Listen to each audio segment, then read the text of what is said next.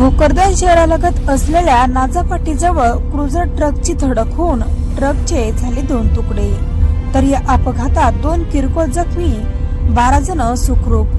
भोकरदन शहराजवळ असलेल्या नाजापाटीजवळ आज दिनांक 12 मार्च रोजी 3 वाजेच्या सुमारास मिळालेल्या माहितीनुसार एका अपघाताची सध्या जोरदार चर्चा सुरू असून क्रुझर व ट्रकची धडक झाल्याने ट्रॅक्टरचे 2 तुकडे झाल्याचा प्रकार समोर आला आहे. अशा प्रकारचा अपघात होऊन ट्रकचे 2 तुकडे झाल्याची ही पहिलीच घटना आहे. सध्या नांजापाटीजवळ घडलेल्या अपघाताचा व्हिडिओ व्हायरल होत असून 40 सेकंदाच्या व्हिडिओमध्ये ड्रायव्हर साईडच्या भागाचे क्रुझरचे नुकसान झाल्याचे दिसून येत आहे, तर दुसरीकडे ट्रॅक्टरचे 2 तुकडे झाले आहे.